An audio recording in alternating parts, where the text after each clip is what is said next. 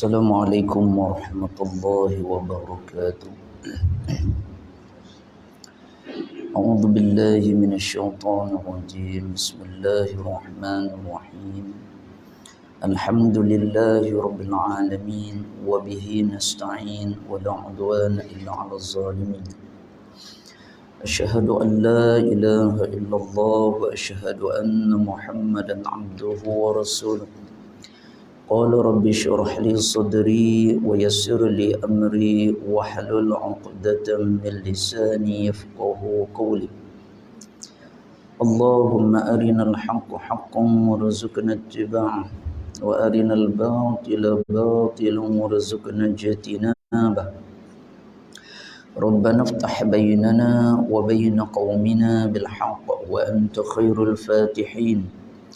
قالوا سبحانك لا علم لنا إلا ما علمتنا إنك أنت العليم الحكيم ولا حول ولا قوة إلا بالله العلي العظيم ولا حول ولا قوة إلا بالله العلي العظيم ولا حول ولا قوة إلا بالله العلي العظيم أما بعد.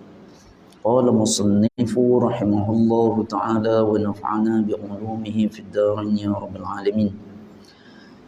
Sambungan kitab Aqidah Ahlussunnah wal Jamaah. Kita sambung pada bab beriman kepada para malaikat. Malam ni kitab kita tuan-tuan sampai pada halaman muka surat 119. Perenggan yang di tengah itu tuan-tuan, pengarang menyatakan peristiwa seperti ini, yakni malaikat menyerupai manusia, berlaku juga ketika mana malaikat Jibril datang kepada Rasulullah sallallahu alaihi wasallam yang sedang duduk bersama-sama para sahabatnya. Lalu malaikat Jibril yang menyerupai manusia, seorang lelaki, bertanya kepada baginda Nabi Muhammad sallallahu alaihi wasallam berhubung dengan Islam, iman, ihsan dan tanda-tanda hari kiamat ataupun asyratus sa'ah. Saya bacakan hadis yang berkenaan.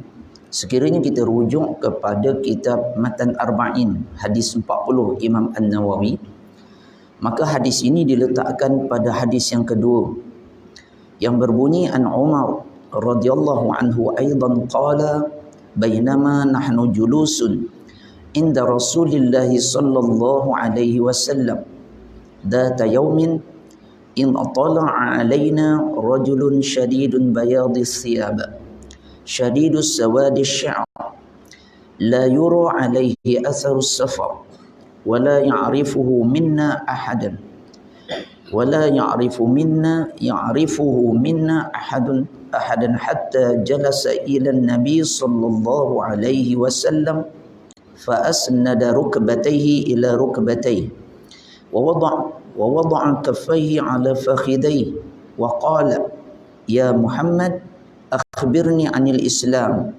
فقال رسول الله صلى الله عليه وسلم الإسلام أن تشهد أن لا إله إلا الله وأن محمد رسول الله وتقيم الصلاة وتؤتي الزكاة وتصوم رمضان wa tahujjal baita in istata'ta ilaihi sabila. Qala sadaqta. Fa'ajibna lahu yas'aluhu wa yusaddiquh. Qala fa akhbirni 'anil iman. Qala an tu'mina billahi wa malaikatihi wa kutubihi wa rusulihi wal yaumil akhir wa tu'mina bil qadari khairihi wa syarrihi. Qala sadaqta. Qala fa akhbirni 'anil ihsan. Qala an ta'budallaha ka'annaka tarahu fa in lam takun tarahu fa innahu yaraka. Qala fa akhbirni 'anis sa'ah. Qala mal mas'ulu 'anha bi'a'lama minas sa'il. Qala fa akhbirni an amaratiha. Qala an talidal amatu rabbataha wa an taral hufata al-'urata al-'alata ri'a asya yatatawaluna fil bunyan. Thumma intalaqa falabistu maliya. Thumma qala ya Umar atadri man as-sa'il? Qultu Allah wa rasuluhu a'lam. Qala fa innahu Jibrilu ataakum yu'allimukum dinakum. Yang bermaksud diriwayatkan daripada Umar bin Al-Khattab radhiyallahu an. Ia berkata, pada suatu hari ketika mana kami para sahabat sedang duduk di sisi Rasulullah sallallahu alaihi wasallam, tiba-tiba muncul kepada kami seorang lelaki yang memakai pakaian yang sangat putih dan rambutnya yang amat hitam. Tidak ada kelihatan darinya tanda-tanda orang yang sedang dalam perjalanan, dan tidak ada seorang pun di kalangan kamu yang mengenalinya. Di kalangan kami yang mengenalinya. Ia segera duduk di hadapan Nabi sallallahu alaihi wasallam. Lalu lelaki itu meletakkan lututnya, disandarkan kepada lutut Nabi sallallahu alaihi wasallam dan meletakkan kedua telapak tangannya di atas dua paha Nabi sallallahu alaihi wasallam seraya berkata, "Wahai Muhammad, khabarkanlah kepadaku tentang Islam." Jawab Rasulullah sallallahu alaihi wasallam, "Islam adalah engkau bersaksi bahawa tiada Tuhan melainkan Allah, dan Nabi Muhammad sallallahu alaihi wasallam adalah pesuruh Allah. Engkau mendirikan solat, engkau menunaikan zakat, engkau berpuasa pada bulan Ramadan, dan engkau menunaikan haji ke Baitullahil Haram jika engkau mampu melakukannya." Lalu lelaki itu berkata, "Engkau benar." Maka kami pun para sahabat merasa hairan pelik, kerana ia yang bertanya dan ia pula yang membenarkan jawapan Nabi sallallahu alaihi wasallam. Kemudian lelaki itu bertanya lagi kepada Nabi sallallahu alaihi wasallam, "Khabarkanlah kepada kami tentang iman." Jawab Nabi sallallahu alaihi wasallam, "Engkau beriman kepada Allah, beriman kepada para malaikatnya, beriman kepada kitab-kitabnya, beriman kepada para rasulnya, beriman pada hari akhirat, dan engkau beriman kepada takdir Allah, sama ada yang baik maupun yang buruk." Lalu lelaki itu pun berkata, "Engkau benar wahai Muhammad." Dan lelaki itu bertanya lagi kepada Nabi sallallahu alaihi wasallam, "Khabarkanlah kepadaku tentang ihsan." Jawab Nabi sallallahu alaihi wasallam, "Ihsan ialah engkau beribadah kepada Allah seolah-olah engkau melihat akan Allah Ta'ala. Dan bila engkau tidak mampu melihat akan Allah Ta'ala, memang kita tidak mampu melihat Allah Ta'ala, sesungguhnya dia melihat akan kamu." Lalu lelaki itu berkata lagi, "Beritahukan kepada aku bila terjadinya hari kiamat." Jawab Nabi sallallahu alaihi wasallam, yang ditanya tidaklah lebih tahu dari orang yang bertanya. Lalu dia pun bertanya kepada Nabi sallallahu alaihi wasallam, "Beritahukan kepadaku tentang tanda-tanda kiamat." Jawab Nabi sallallahu alaihi wasallam, "Jika seorang hamba telah melahirkan tuannya." Ulama menafsirkan yang Nabi maksudkan antara tanda kiamat jika seorang hamba melahirkan tuannya adalah apabila hamba sahaya perempuan digauli.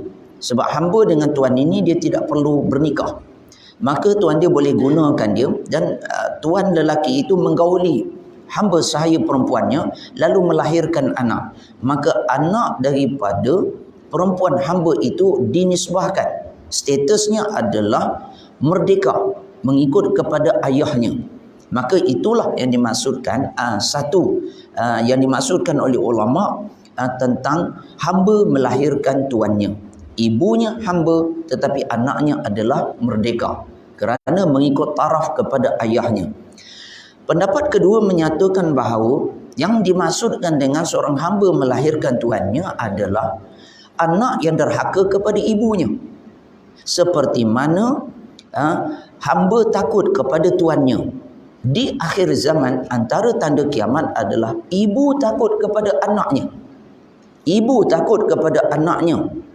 Sama seperti hamba takut kepada tuannya. Sepatutnya anak takut kepada ibu. Tetapi oleh kerana tanda-tanda kiamat, ibu dia takut kepada anaknya. Maka ini adalah tanda-tanda kiamat. Ini yang kita banyak berlaku hari ini, tuan-tuan.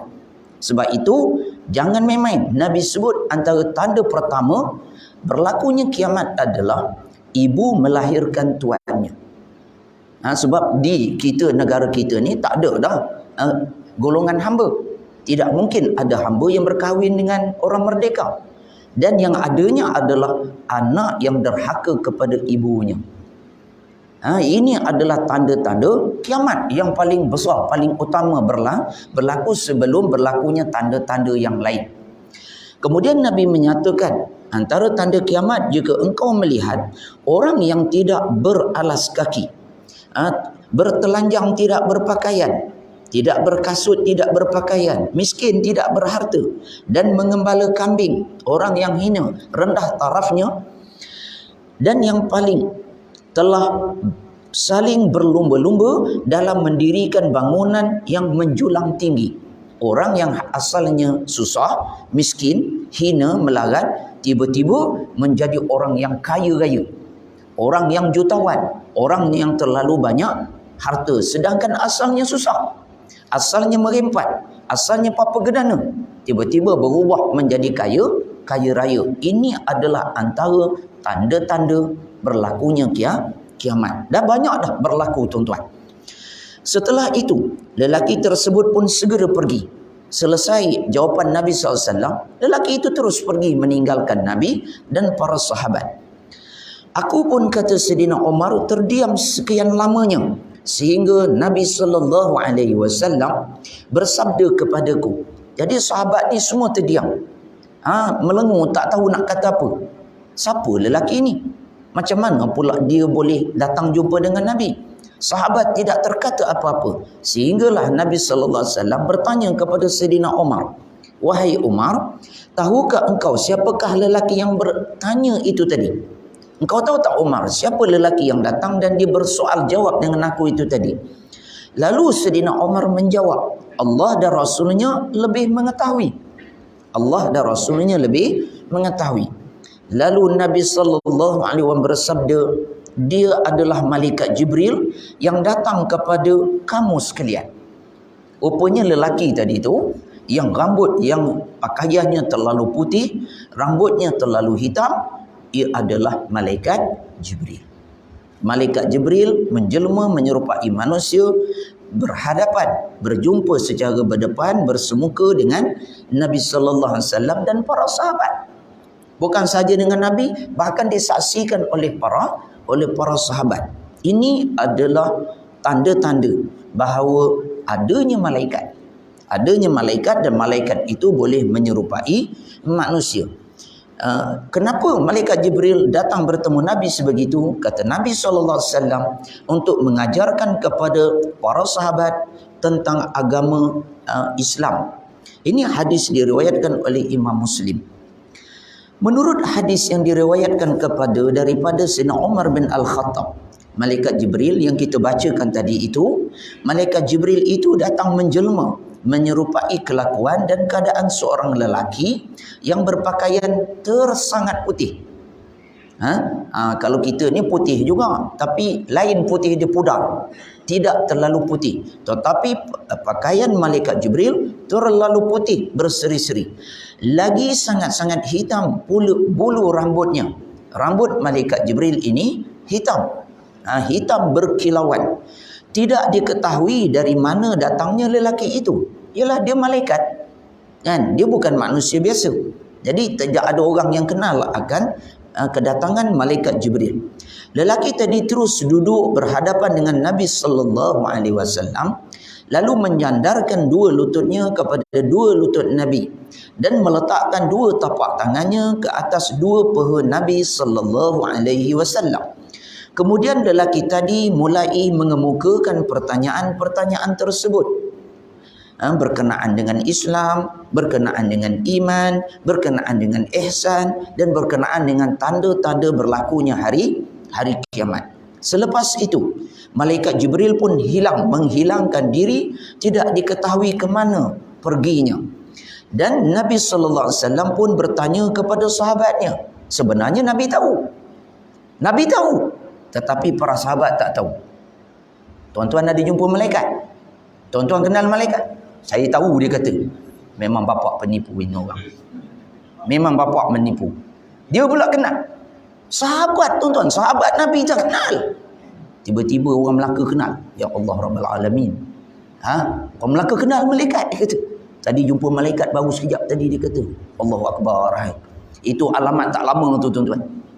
Memang tak lama lah tu. Mengucap banyak-banyak. Ini bukan malaikat lagi dia jumpa. Mesyuarat ke atas langit pun ada, tuan-tuan. La ilaha illallah. Orang Melayu ni kalau sesat teruk-teruk sangat. Jangan kita begitu. Sahabat pun tak kenal malaikat. Nabi tahu. Kerana Nabi ni adalah orang kekasih Allah Ta'ala. Nabi ni orang paling dikasihi, orang paling beriman. Tetapi Nabi tidaklah memaklumkan pada sahabat. Ni datang ni malaikat Jibril. Kalau kita bukan malaikat, penyanyi datang pun kita gelabah heboh. Orang sakan semua. Beritahu inilah gamaknya, kita lah hebatnya. Nabi tak beritahu pun. Nabi tak terus maklum pada sahabat, ini malaikat Jibril, ini adalah... Nabi tak beritahu. Dan sahabat pun tak kenal. Sahabat tertanya-tanya. Sehingga selesai malaikat Jibril pergi, barulah Nabi memaklumkan. Sebab itu, tuan-tuan, ada perlunya perkara yang kita maklum. Ada perlunya perkara yang tidak perlu dimaklumkan. Kenapa itu dilakukan oleh Nabi sallallahu alaihi wasallam? Kerana itu ada hikmahnya. Sehingga hari ini kita boleh baca lagi hadis ini, tuan-tuan.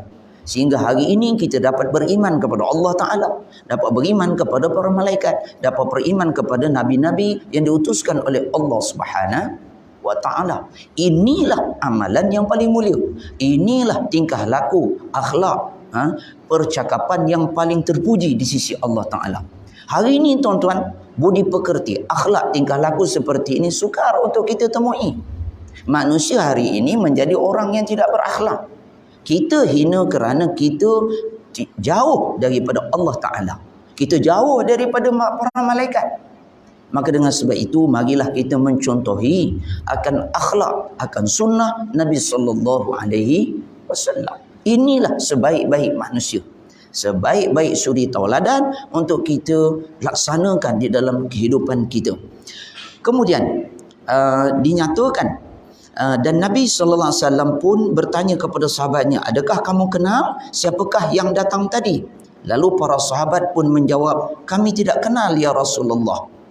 Jadi para sahabat ni, tuan-tuan, banyak dalam hadis Nabi tanya, kamu tahu tak? Nabi tanya tentang soalan. Para sahabat kebanyakannya walaupun mereka tahu, tetapi mereka akan menjawab Allah wa Rasuluhu a'lam. Walhal soalan Nabi itu mudah saja. Memang sahabat tahu, tetapi adab para sahabat dengan Nabi, mereka akan menjawab Allah dan Rasulnya lebih mengetahui. Kita tak tahu pun kata tahu. Kita pun tak apa-apa, kita jawab semacam. Ini benda agama, tuan-tuan. Benda agama, terutama yang berkaitan dengan akidah, terutama yang berkaitan hukum hakam. Maka kita tidak boleh berlagak tahu sekiranya memang kita tak tahu. Dan walaupun kita tahu, walaupun kita alim, bahkan kita ni, apakah kita lebih daripada Imam Syafi'i, Imam Hanafi, Imam Hambali, Imam Maliki seumpamanya. Ulama-ulama mazhab ini walaupun mereka mengetahui, tetapi mereka pun tidak terus memberikan jawapan. Mereka tidak berlagak seolah-olahnya mereka tahu segala-galanya. Hari ini kehidupan kita, manusia berlagak seolahnya mereka lah yang paling alim, yang paling berilmu, yang paling mengetahui. Oleh sebab itu, marilah kita mencontohi akhlak para sahabat. Akhlak para sahabat yang mana mereka mengutamakan Allah Ta'ala dan Rasulnya. Walaupun mereka itu mengetahui, tetapi mereka penuh beradab, menghormati dan membesarkan Nabi sallallahu alaihi wasallam. Kami tidak kenal ya Rasulullah. Jawab para sahabat, memang tak kenal pun. Maka Nabi sallallahu alaihi wasallam bersabda, itulah malaikat Jibril. Makna malaikat Jibril dah tak ada. Kalau masa ada malaikat Jibril Nabi bagi tahu, mungkin jadi berlaku yang tak sepatutnya berlaku. Jadi ini adalah tujuan kenapa Nabi memaklumkan selepas pemergian malaikat Jibril alaihi salam. Hadis yang diriwayatkan daripada Sayyidina Umar bin Al-Khattab ini adalah juga menjadi dalil bahawa malaikat-malaikat itu boleh menyerupai bentuk manusia. Ini memang dalil yang kuat, tuan-tuan. Yang ini kita wajib beriman. Tak boleh kita kata, ni saya tak percaya. Kita boleh batal iman. Rosak Islam.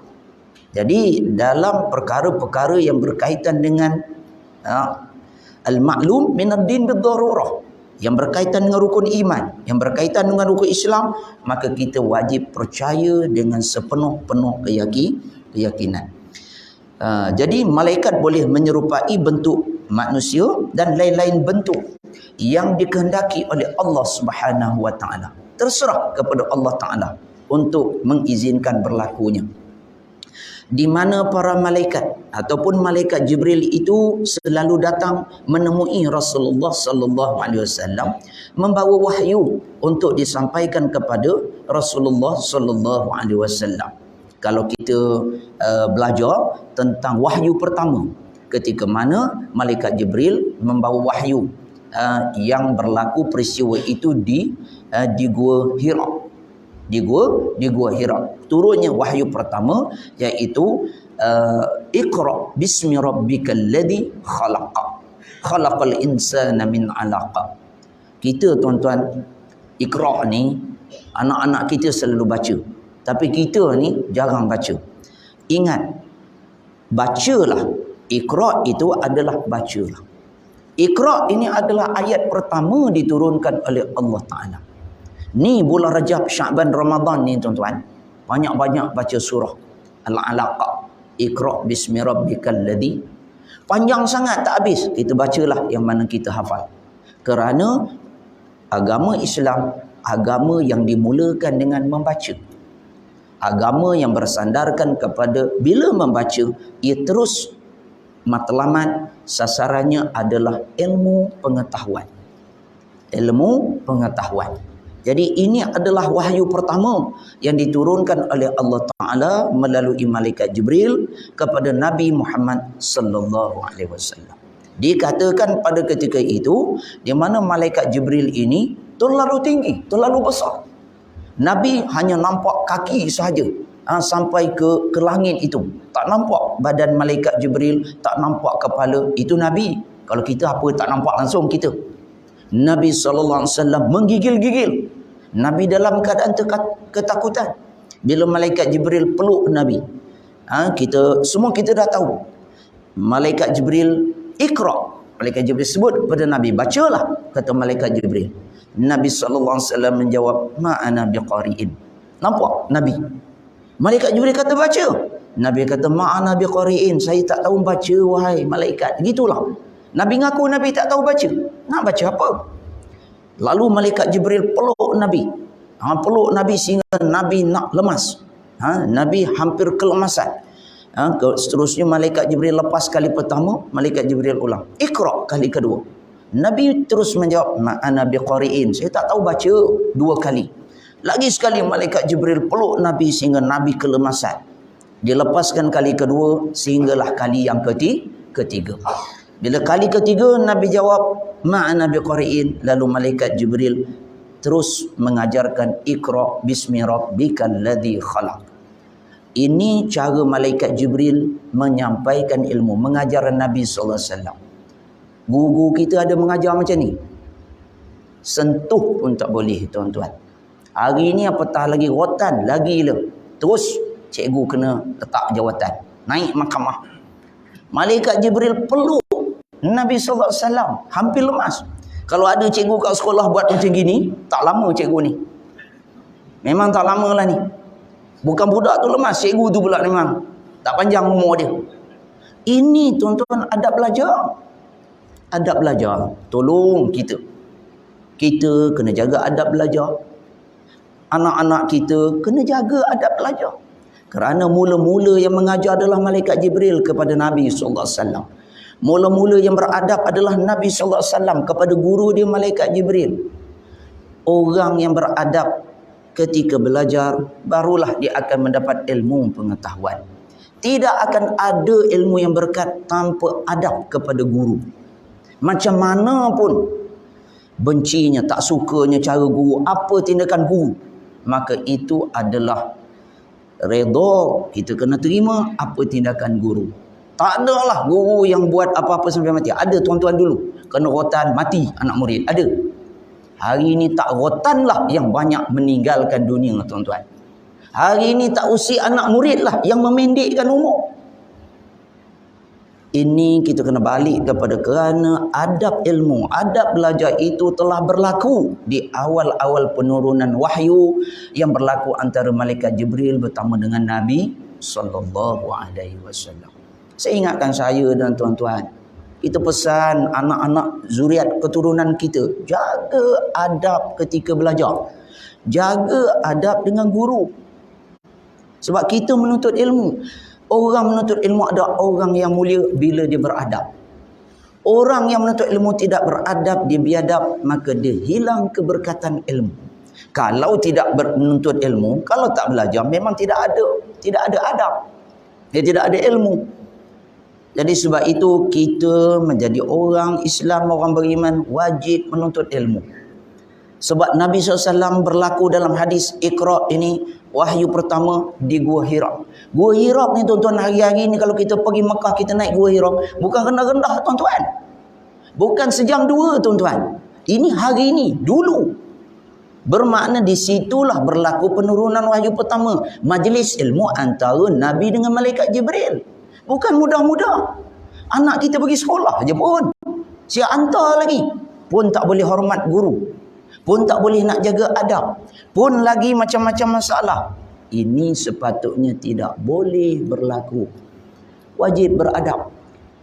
Wajib kita menjaga adab-adab sopan, akhlak yang mulia antara orang belajar dengan guru-guru, dengan orang yang mengajar.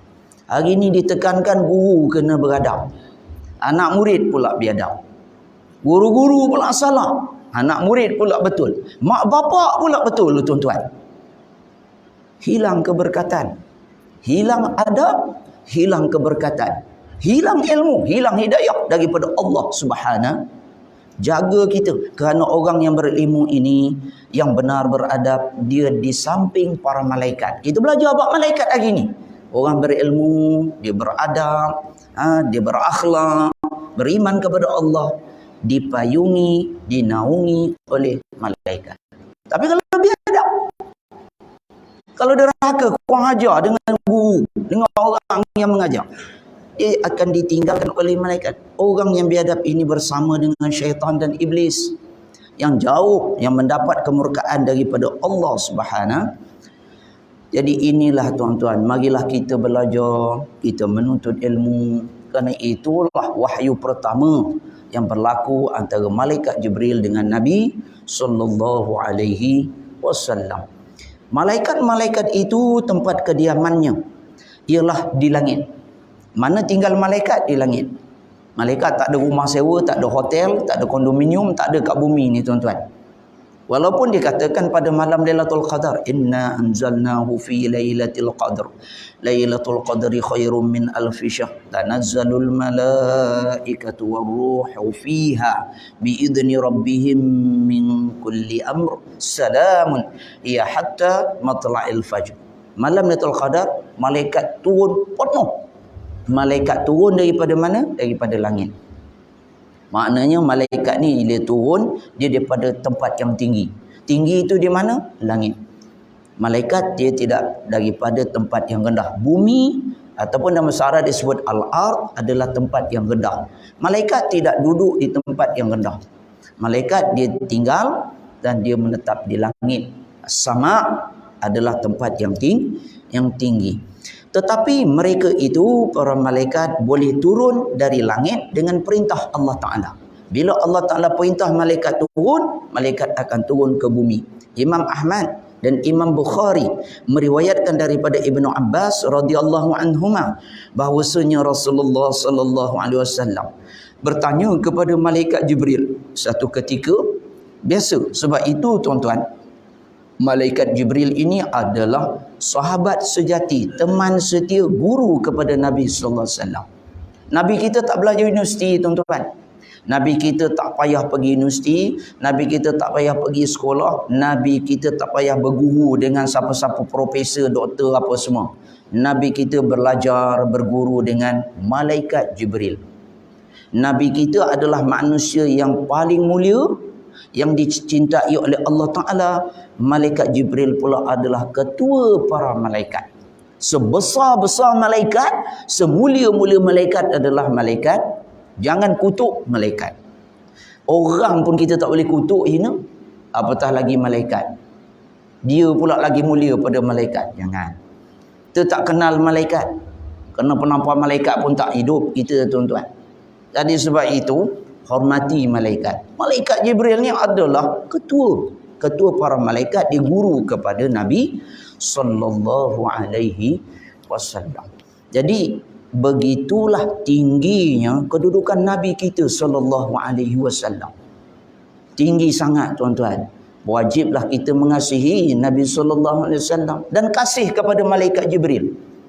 Ulama menyatakan orang yang kasih kepada Rasulullah sallallahu, dia juga kasih kepada malaikat Jibril. Kerana malaikat Jibril ini berganding, bersahabat dengan Nabi SAW, berguru, menjadi guru kepada Nabi SAW. Kalau kita tengok dalam peristiwa, banyak peristiwa Isra dan Mi'raj. Contohnya, ni bulan Rejab, berlakunya peristiwa besar iaitu Isra dan Mi'raj yang mengiringi Nabi, yang memandu perjalanan Nabi dalam peristiwa Isra dan Mi'raj itu adalah malaikat Jibril alaihissalam. Dan malaikat Jibril itu dikatakan membawa Nabi sehinggalah ke Sidratul Muntaha. Cuma bila nak masuk Sidratul Muntaha, yang ni penting, malaikat Jibril persilakan Nabi masuk, naik ke Sidratul Muntaha. Nabi kata, takkan aku naik masuk seorang-seorang saja malaikat Jibril, sedangkan kamu yang memandu aku daripada bawah. Kita sama-sama. Nampak Nabi dengan guru dia, Nabi dengan sahabat dia, malaikat Jibril, tak pernah berpisah, tuan-tuan. Tak pernah. Dalam peristiwa Isra' Mi'raj daripada bawah, Nabi kata, takkanlah aku nak naik seorang-seorang. Kamu yang menemani aku daripada bawah sampai atas ni, takkan biarkan aku seorang-seorang. Tak boleh, Muhammad, kata malaikat Jibril. Kamu dimuliakan oleh Allah. Di sini kelebihan Nabi kita Muhammad sallallahu alaihi wasallam. Kalau tak kenal Nabi ni, teruk sangatlah kita ni. Tak layak kita ni mengaku umat Nabi sallallahu alaihi wasallam. Kalau kita ni tak kenal, kita tidak menghormati Nabi sallallahu alaihi wasallam. Nabi dalam peristiwa Isra' Mi'raj, tuan-tuan, Nabi seorang sahaja yang diterima oleh Allah Ta'ala menemui berdepan dengan Allah Ta'ala di Sidratul Muntaha. Malaikat Jibril tak boleh lepas. Kata malaikat Jibril, kalau aku lepas, aku naik juga, yang Allah Ta'ala tak izinkan, aku akan binasa. Malaikat binasa, tuan-tuan. Kalau kita petah lagi. Nabi sahaja yang diizinkan, yang selamat, yang dibenarkan oleh Allah Ta'ala. Jadi begitulah jauhnya kita, hinanya kita berbanding dengan Nabi SAW, berbanding dengan malaikat Jibril. Marilah di bulan yang mulia ini, kan? Sebab itu bila kita belajar Islam, kita belajar iman, ia bukan benda main-main, tuan-tuan. Ia bukan benda rendah-rendah. Bukan hanya cerita manusia, bukan hanya cerita dunia, bukan hanya cerita benda-benda yang nampak. Bahkan Islam ini terlalu hebat, tuan-tuan. Ni bulan Rejab ni, tak lama lagi Ramadan.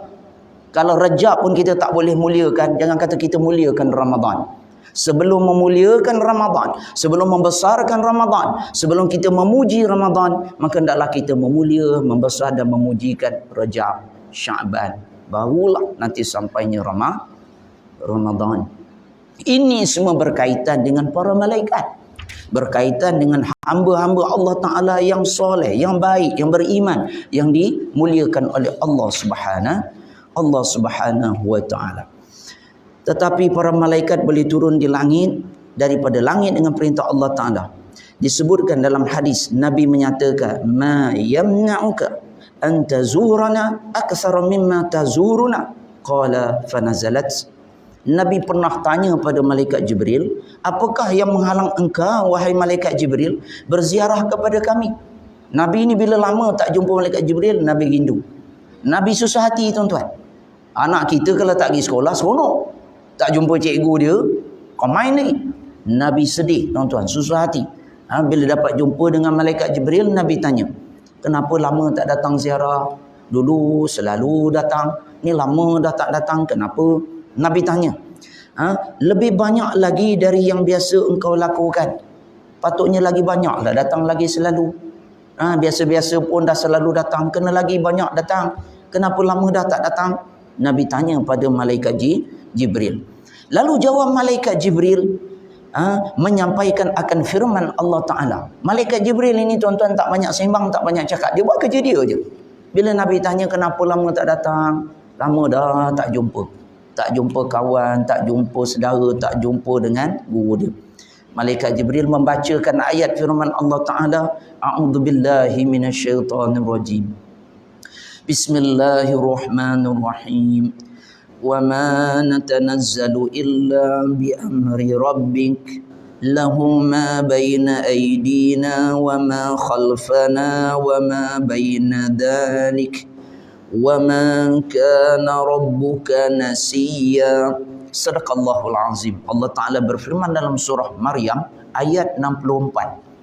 Nabi tanya pada malaikat Jibril, kenapa lama tak turun, lama tak datang ziarah kami?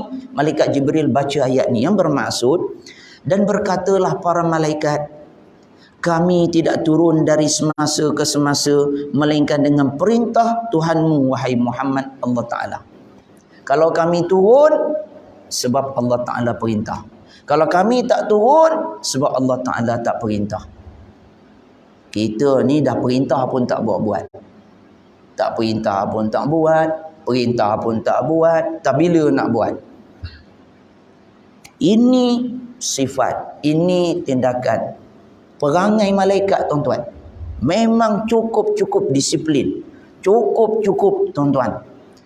Senang dia jawab. Kalau Allah Ta'ala tu perintah, kami turun, Muhammad. Allah Ta'ala tak perintah, memang kami tak turun. Tuan-tuan, hebat malaikat ni, tuan-tuan. Jadilah kita ni di bulan Rajab, Sya'ban, Ramadan akan datang, tuan-tuan. Jadi hamba Allah Ta'ala yang taat perintah Allah Ta'ala. Apa Allah Ta'ala perintah, kita buat. Allah Ta'ala larang, kita tinggalkan, tuan-tuan. Begitulah malaikat. Dialah Allah Ta'ala yang menguasai serta mentadbirkan apa yang di hadapan kita dan apa yang di belakang kita. Kenapa taat pada Allah? Kata malaikat, Allah Ta'ala yang berkuasa. Semua keliling kita, depan belakang, Allah Ta'ala yang berkuasa. Jadi memang kita kena taat kepada Allah Ta'ala. Serta apa yang ada di antara kiri, kanan, depan, belakang, atas, bawah, semua adalah milik Allah Ta'ala. Dan tiadalah Tuhanmu, Allah Ta'ala itu lupa akan suatu perkara. Seterusnya penciptaan para malaikat. Malaikat-malaikat itu dalam penciptaannya ada perbezaan antara satu malaikat dengan satu malaikat yang lain. Sama macam manusia, tuan-tuan. Kita pun walaupun manusia, kita ada beza. Ada orang Batam Melaka, ada orang Jasin, ada orang Alor Gajah, ada orang. Begitulah. Malaikat walaupun sesama mereka, dia ada perbezaan. Sebagaimana ada perbezaan mereka dalam hal kedudukan. Maknanya kedudukan malaikat itu berbeza. Ada yang kedudukannya lebih, ada yang kedudukannya kurang, ada yang pangkatnya tinggi, ada yang pangkatnya rendah. Tugasnya, ada tugas malaikat yang banyak, ada malaikat yang tugasnya sedikit, begitu dan sebagainya lah. Memang begitulah bagaimana tabiat manusia itu Begitulah juga akan berlakunya kepada para malaikat, di mana semua perkara itu hanya diketahui oleh Allah Subhanahu Wa Taala sendiri. Mana malaikat yang lebih, mana malaikat yang kurang, siapa yang tinggi, siapa yang rendah, itu semua adalah di sisi Allah Subhanahu Wa Taala yang maha. Firman Allah Subhanahu Wa Taala, a'udzubillahi minasyaitonir rajim, bismillahirrahmanirrahim, alhamdulillahi fatiris samawati wal ardh, ja'ilil malaikati rusulan uli ajnihatin masna wa thulatha wa ruba' yazidu fil khalqi ma yasha' innallaha ala kulli syai'in qadir.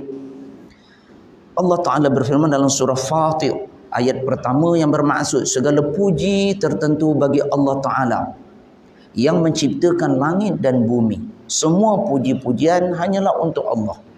Kenapa Allah Ta'ala layak dipuji? Kenapa wajib memuji Allah Ta'ala? Kerana Allah Ta'ala yang buat langit, Allah Ta'ala buat bumi. Tak ada yang lain selain pada Allah Ta'ala yang mampu buat langit. Kenapa selalunya ayat Quran ini menyebutkan langit, bumi, langit, bumi? Kerana tuan-tuan, makhluk yang senang sangat, mudah untuk manusia lihat, saksikan adalah yang paling atas langit, yang paling bawah bumi. Itu memang senang, yang paling besar. Kita tengok dalam Quran selalu sebut, cuba tengok langit dan bumi. Atas makhluk paling besar langit. Langit dibina terbentang luas tanpa ada satu pun tiang. Tak ada tiang pun tuan-tuan yang menahan langit di atas bumi ni, tak ada apa pun. Pergilah mana-mana, tak ada. Tetapi langit tidak pernah runtuh. Kita buat bangunan, buat khemah, buat apa, mesti ada tiang. Lemahnya ciptaan manusia, binaan manusia. Kuat dan kukuhnya binaan Allah Ta'ala. Yang di bawah bumi ini adalah paling besar yang diciptakan oleh Allah Ta'ala. Ini bukti yang besar bahawa Allah Ta'ala itu adalah Tuhan yang layak disembah dan dipuji. Yang mana Allah Ta'ala menjadikan malaikat utusan-utusan yang bersayap. Disebut dalam ayat ini, malaikat ini adalah utusan Allah Ta'ala, wakil pada Allah Ta'ala. Kalau kita sini utusan ni macam postman, macam wakil, macam pegawai, gitulah. Tapi utusan wakil daripada Allah Ta'ala adalah para malaikat. Dan malaikat ini tuan-tuan disebut dalam ayat ini bersayap, bukan haiwan. Walaupun malaikat bersayap, tetapi dia bukan ini kelebihan Allah Ta'ala bagi. Kita manusia tak akan ada sayapnya dia. Buatlah macam mana, takkan jadi. Itulah Allah Ta'ala beri kelebihan kepada para malaikat. Disebutkan ada bersayap. Ada yang bersayap 2, ada yang bersayap 3, ada yang bersayap 4, ada yang terlalu banyak. Pun ada disebut dalam ayat yang lain. Betapa malaikat ini makhluk yang bersayap. Untuk kenapa? Memudahkan dia melaksanakan tugas. Segera untuk melaksanakan titah perintah Allah Subhanahu Wa Ta'ala. Allah Ta'ala menambah pada bentuk kejadian makhluk yang diciptakan apa jua yang dikehendakinya. Allah Ta'ala boleh tambah, nak tambah sayap, nak tambah apa. Kalau hari ni, kalau kekuatan enjin pun manusia panggil kuasa kuda. Walhal manusia buat, tapi dia kata kuasa kuda. Berapa kuasa kuda? Kuda ni Tuhan yang buat. Mana ada manusia buat kuda? Walaupun manusia buat, tetapi dia kena ikut juga contoh daripada kekuatan yang diciptakan oleh Allah Ta'ala. Lebih kuat orang malaikat. Kerana malaikat ni Allah Ta'ala boleh tambahkan lagi. Kekuatan malaikat, kelebihan malaikat ini sentiasa bertambah dengan izin, dengan kurniaan daripada Allah Subhanahu. Sesungguhnya Allah Ta'ala amat berkuasa atas tiap-tiap sesuatu. Firman Allah Subhanahu Wa Ta'ala ini memberi pengertian yang jelas bahawa Allah Subhanahu Wa Ta'ala menciptakan malaikat berupa makhluk yang bersayap. Dia ada sayap, ada kepak. Di antaranya ada yang bersayap 2, ada yang bersayap 3 dan 4, dan ada pula yang lebih daripada itu. Terlalu banyak yang tidak diketahui. Semuanya ini adalah menunjukkan nilai dan selisihnya pangkat kepangkatan malaikat-malaikat itu di sisi Allah Ta'ala. Lagi mulia, lagi tinggi malaikat di sisi Allah, lebih hebatlah keadaan mereka, kedudukan mereka, pangkat darajat mereka. Dan juga tentang kekuasaan, tentang kekuasaannya cepat dan lambatnya berpindah dari suatu tempat ke tempat yang lain. Ada yang malaikat terlalu laju, ada malaikat yang kurang, ada yang berbagai-bagai keadaan. Itu semua adalah ditentukan oleh Allah Ta'ala. Imam Muslim dan Imam Bukhari meriwayatkan hadis daripada Abdullah bin Mas'ud radhiyallahu anhu, anna Rasulullah sallallahu alaihi wasallam ra'a Jibril alaihi salam lahu 600 janah, rawahul Bukhari wa Muslim. Yang bermaksud bahawa sesungguhnya Rasulullah sallallahu alaihi wasallam melihat malaikat Jibril alaihi salam mempunyai 600 sayap. 600 tuan-tuan. Ya Allahumma salli ala Muhammad. 100 pun banyak dah. 100, 600 sayap malaikat Jibril. Tuan-tuan boleh bayang? Tak boleh tuan-tuan. Satu tu bersamanya, takkan satu kecil. Takkan sayap satu macam ni. 600. Tak pada malaikat macam tu tuan-tuan. 600 sayap malaikat Jibril. 600 ni ada ulama menyatakan sebelah 600, sebelah lagi 600. Kalau dua belah dah berapa? Begitulah Allah Ta'ala beri kelebihan. Keciptaan kekuasaan Allah Ta'ala. Maknanya nak lawan malaikat, lawanlah kalau kuat. Dia ada sayap, kita pun tak ada sayap. Gangster sangat. Samsing. Lawanlah. Malaikat-malaikat itu masing-masing daripada Allah, diberi oleh Allah SWT darjat kedudukan yang tertentu dalam menunaikan perintah-perintah Allah Ta'ala serta menyampaikan risalahnya, dan mereka sentiasa bertasbih kepada Allah. Ulama menyatakan malaikat ni lagi besar tugas dia, pangkat dia lagi tinggi. Macam tu. Kalau manusia tuan-tuan, kadang-kadang yang buat kerja banyak ni tak, pangkat dia rendah. Yang atas tu pangkat dia besar, tapi kerja dia ngarah je. Itu biasalah dunia. Tapi malaikat ni, rupanya malaikat dia berlawanan dengan manusia. Malaikat ni lagi tugas dia besar, lagi banyak yang dia buat. Itu adalah pangkat yang besar, yang dimuliakan, diberi tingkatan yang tinggi di sisi Allah Ta'ala. Macam tu juga dengan iblis, syaitan tuan-tuan. Malaikat ni, malaikat Jibril, lagi pangkat dia tinggi besar, dia banyak tugas. Syaitan, iblis pun sama. Kalau dia buat jahat, lagi besar, lagi banyak jahat, maka pangkat dia tinggi dan besar di sisi syaitan dan iblis lah. Itu cuma malaikat ni makhluk yang melakukan kebaikan, taat kepada Allah. Syaitan dan iblis ini adalah melakukan kederhakaan kepada Allah Subhanahu wa Ta'ala. Firman Allah Ta'ala, a'udzubillahi minasyaitanir rajim. وَمَا مِنَّا إِلَّا لَهُ مَقَامٌ مَعْلُومٌ وَإِنَّا لَنَحْنُ الصَّافُّونَ وَإِنَّا لَنَحْنُ الْمُسَبِّحُونَ. Allah Ta'ala berfirman dalam surah As-Saffat ayat 164 hingga 166 yang bermaksud, para malaikat pula menegaskan pendirian mereka dengan berkata, dan tidak ada sesiapa pun dari kalangan kami melainkan ada baginya darajat kedudukan yang tertentu di dalam menyempurnakan tugasnya yang diperintahkan oleh Allah Ta'ala. Dan sesungguhnya kamilah para malaikat yang sentiasa berbaris menjunjung perintah dan beribadah kepada Allah Ta'ala. Dan sesungguhnya kamilah yang sentiasa bertasbih mensucikan Allah Ta'ala dari sebarang sifat kekurangan. Berdasarkan ayat ini menunjukkan malaikat ni makhluk yang taat, makhluk yang baik, makhluk yang tidak derhaka, makhluk yang tak buat dosa dan jahat kepada Allah Ta'ala. Firman Allah Ta'ala tersebut menjelaskan malaikat-malaikat itu mempunyai darajat kedudukan yang tertentu dan masing-masing menjalankan tugas yang diperintahkan oleh Allah Ta'ala kepada mereka. Para malaikat itu juga taat melaksanakan perintah Allah dan beribadat kepada Allah Ta'ala, dan mereka juga sentiasa bertasbih dan mensucikan Allah Ta'ala dari segala sifat kekurangan. Sehubungan dengan ini perlu dinyatakan, sayap malaikat-malaikat itu adalah termasuk dalam perkara-perkara ghaib yang wajib setiap orang beriman mempercayainya. Macam mana rupa? Wallahu a'lam.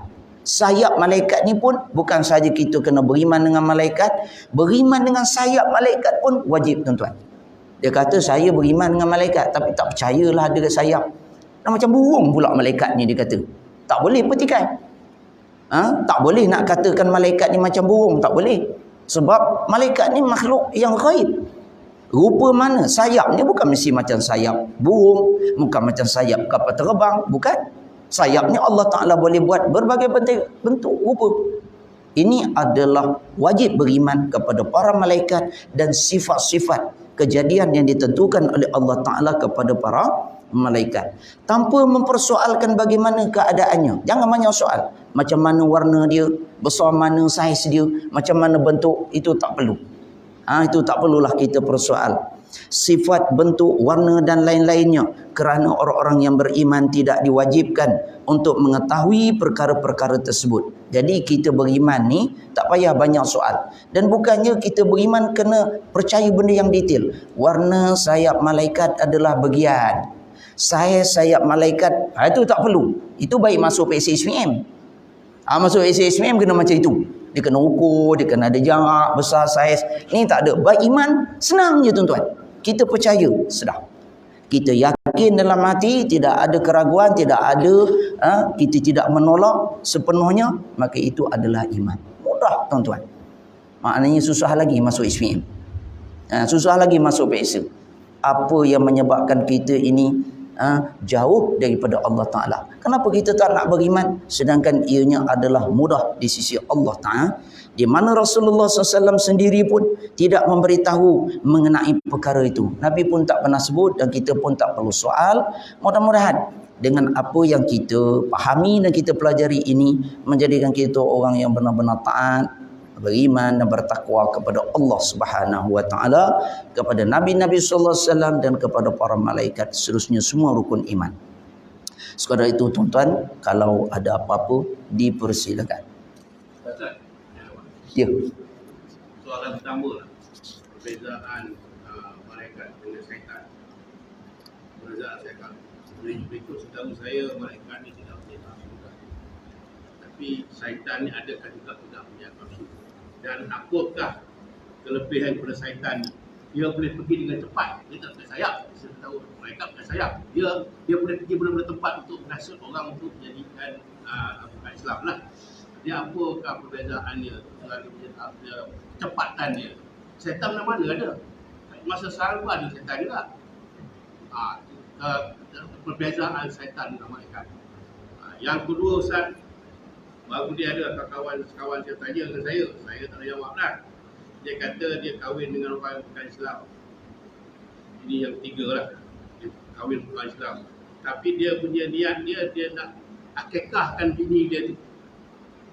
Akikahkan macam budak yang apa lah, dia masa akikahkan bini dia pasal dia orang Islam. Masa kecil dia bukan Islam lah, dia Kristian lah. Dia nak akikahkan. Dan saya kata, saya boleh jawab, korban boleh buat lah. Korban. Pasal dia masih Islam, korban boleh buat akikah, dia tahu. Saya akan minta pendapat pada Ustaz lah. Sampai dah 3 minggu, korban dah tidur. Okey.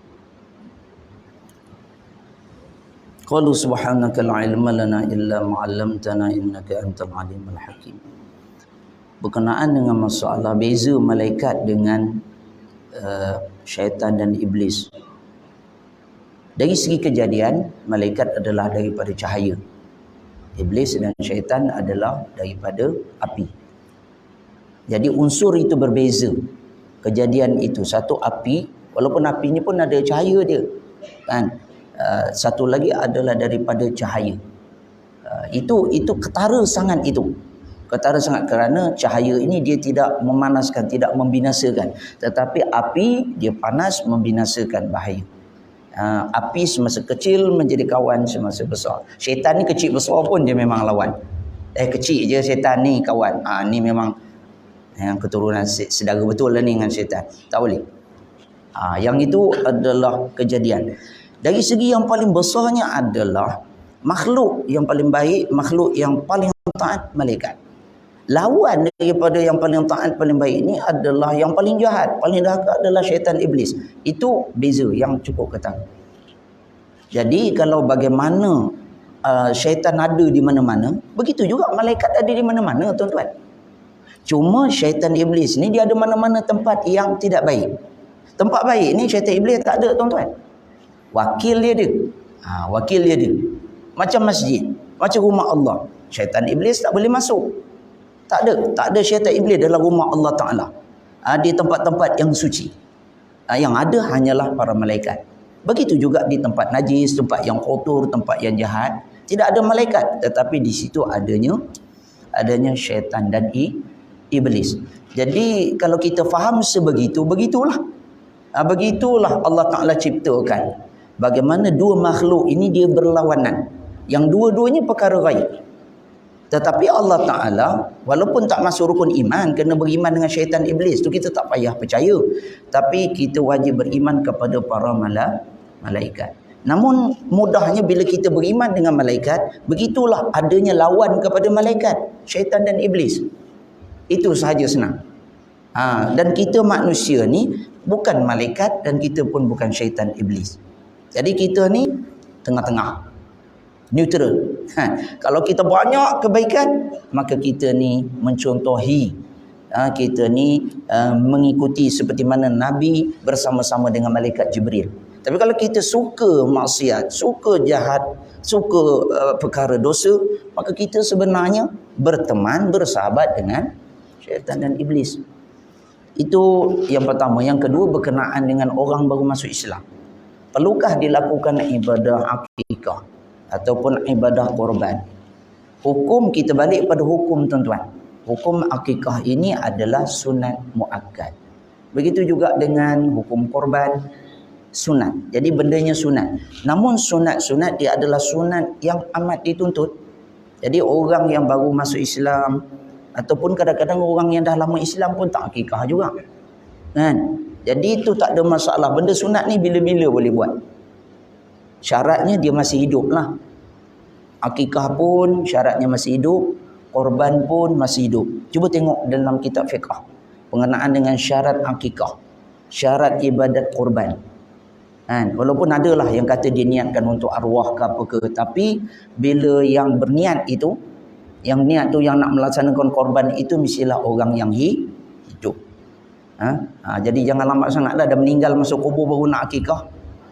Kira dia tarikh tu dah expired, dah lupus tarikh. Apa ibadat hendaklah dilaksanakan semasa hidup.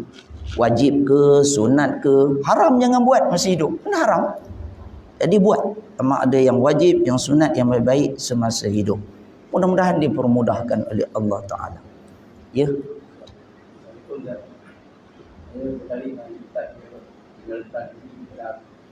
Kita kena ikut akhlak Rasulullah dan sunnah dia. Jadi banyak akhlak dan sunnah punya kita dah tahu lah. Saya ada dia tu kahwin dia kahwin. Jadi ada satu yang kita mungkin betulkan pada Rasulullah ni ada sifat marah. Dia marah ni kalau kami Islam marah itu marah. Akhlak itu sekarang ni yang tak ada pada umat. Benar. Baik. Allah Ta'ala berfirman, wa innaka la'ala khuluqin azim. Ni ayat Quran. Allah Ta'ala sebut, sungguhnya engkau wahai Muhammad SAW adalah berada pada kedudukan akhlak yang paling agung, paling hebat. Akhlak Nabi ni tuan-tuan, kalau kita faham ayat ni tak ada kurang.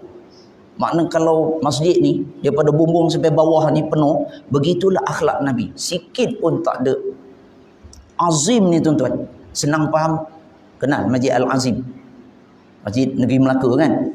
Besarlah tu kira tuan-tuan. Itu baru Masjid Al-Azim. Akhlak Nabi ni lebih lagi. Seperti mana agungnya Allah Ta'ala, begitulah hebatnya akhlak. Kerana ini pengiktirafan Allah Subhanahu. Antara sifat Nabi ni, Nabi ada marah. Marah ni kata ulama' dia adalah naluri kemanusiaan. Manusia dia ada suka, dia ada marah, dia ada sedih, dia ada. Cuma marah ini kenalah diletakkan pada tempat yang sesuai, yang betul. Masalah kita tak pasal-pasal nak marah. Orang Melayu ni naik angin, aku dah naik angin ni. Tu baru dia marah. Kalau angin dia tak ada angin, dah pancit, tak adalah marah. Tu salah lah tu tuan-tuan. Marah ni bukan kira dia angin ke naik ke turun angin ke, tak kira. Marah-marah. Jadi Nabi SAW marah adalah apabila Allah Ta'ala dipermainkan. Kalau macam hari ini Quran dipersendakan, dibakar, diperhinakan. Ini Nabi kutuklah macam mana Nabi. Pernah seorang Arab Badui kan, dia kalau kita dengar dalam radio Akim, dekat rumah buka radio apa tuan-tuan? Hot FM, Era FM, Setan FM ke apa? Tolong buka dekat rumah radio Akim. Sebab radio Akim ni yang paling kita tengok, yang paling sesuai lah untuk, yalah kalau macam kita lah kan. Kalau budak-budak tu mungkin lah tak kena selera dia. Kalau kita pun nak dengar Era FM, Hot FM lagi, takut lambat nanti. Dah tahu kan dah padam je tuan-tuan. Kan. Jadi kita ni kadang-kadang malas nak mengaji, malas nak sembahyang. Kita ni senang mendengar. Jadi yang senang nak dengar ni kalau di radio adalah radio Akim. Banyak kuliah, banyak. Antara yang biasa disebut dalam pengisian radio Akim tu adalah hadis Arab Badui tu pernah sekali dia datang. Dia Nabi ni pakai rida, selendang. Selendang Nabi ni kasar. Arab tu pergi rentap tuan-tuan. Gitu je. Dia rentap berkesan bahu Nabi, leher Nabi. Kesan daripada tindakan Arab Badui ni agak kampung ni lah tuan, kita kata macam orang asli lah. Memang kasar. Nabi tak kata apa. Lepas tu Arab Badui kata, Muhammad, engkau ni ada harta semua, kau bagi harta kau pada aku. Ni bukan kau punya ni, minta bagi. Nabi dah lah Arab tu buat begitu. Kalau kita tuan-tuan dah buat macam tu, minta macam-macam lagi, apa masalah ni? Apa nak ni? Kenapa? Minta elok-elok kita lah. Nabi bagi tak tuan? Nabi bagi. Dia minta lagi, Nabi bagi. Sehingga kan dia minta, akhirnya Nabi kata, kalau ada aku bagi, masalah dah tak ada dah. Kalau ada ni, lagi saya bagi. Nabi kata dah tak ada nak bagi apa. Barulah Arab Badui tu puas hati tuan-tuan. Maknanya Nabi ikut kena Arab Badui tu. Walhal Nabi punya harta, walhal dia menyakiti Nabi, menyusahkan Nabi, Nabi ikut. Lepas Arab Badui tu dah puas hati, Nabi cakap, apa yang kamu buat pada aku ni, sahabat-sahabat aku perhati tengok. Dia orang tak puas hati dengan kau. Memang aku layan kau lah. Sekarang balik, kang tak sempat. Sampai rumah kang apa, tu tak tahu. Jadi engkau minta maaf sikit. Bukan untuk Nabi, tapi untuk supaya sahabat Nabi tidak. Sebab sahabat Nabi amat memuliakan Nabi. Amat menghormati Nabi. Lebihlah daripada menteri-menteri kita rakyat hormat. Begitu adab para sahabat. Kalau kamu tak minta maaf, susah kamu nanti. Saya tak ada masalah, kata Nabi. Sahabat aku tak boleh terima cara kamu ni. Kamu minta maaf apa semua. Apa kata Arab Badui itu jadi tuan-tuan? Sebelum aku datang sini, kata Arab Badui itu, orang yang paling aku benci dalam muka bumi ni, dialah orang dia. Tempat yang paling aku tak suka, inilah tempat dia. Tetapi, kata Arab Badui itu, lepas aku jumpa dengan dia ni, dan lepas aku puas hati ni, inilah orang yang paling aku kasih. Inilah tempat yang paling aku cinta. Begitu Nabi SAW. Tapi, kalau berkaitan dengan agama Allah, dan kalau kita tengok banyaklah kan, bagaimana orang yang derhaka kepada Allah, bagaimana Nabi masuk di dalam peperangan, Nabi menghukum orang-orang yang murtad, orang-orang yang khianat kepada Islam. Itu bukan kerana kepentingan Nabi, bukan kerana jawatan Nabi, bukan kerana Nabi nak apa-apa, tetapi adalah kerana agama Allah Ta'ala, kerana menegakkan Quran dan Sunnah. Jadi tuan-tuan, yang itu adalah contoh. Kita tengok banyaklah contoh berkaitan bagaimana marah Nabi itu adalah pada ketikanya, pada tempatnya. Apabila Islam itu dihina, apabila hak-hak Allah Subhanahu Taala itu diceroboh, diganggu. Jadi yang itu mudah-mudahan dapat menjawab soalan. Ada lain tuan-tuan? Ada? Allah Ta'ala a'lam. A'udzubillahi minasyaitonir rajim. Bismillahirrahmanirrahim. Alhamdulillahirabbil alamin, wassalatu wassalamu ala asyrafil anbiya'i wal mursalin sayyidina Muhammadin wa ala alihi washabbihi ajma'in. ربنا انفعنا بما علمتنا رب علمنا الذي ينفعنا اللهم ارحمنا بالقرآن الكريم واجعله لنا إماما ونورا وهدى ورحمة اللهم ذكرنا منه ما نسينا وعلمنا منه ما جهلنا وارزقنا تلاوته آناء الليل وأطراف النهار واجعل حجة لنا يا مولانا يا أرحم الراحمين اللهم لك الحمد وإليك المشتكى وأنت المستعان ولا حول ولا قوة إلا بالله العلي العظيم صلى الله على سيدنا محمد النبي الأمي وعلى آله وصحبه وبارك وسلم والحمد لله رب العالمين سبحانك اللهم بحمدك أشهد أن لا إله إلا أنت أستغفرك وأتوب إليك بسم الله الرحمن الرحيم العصر إن الإنسان لفي خسر إلا الذين آمنوا وعملوا الصالحات وتواصوا بالحق وتواصوا بالصبر السلام عليكم ورحمة الله وبركاته.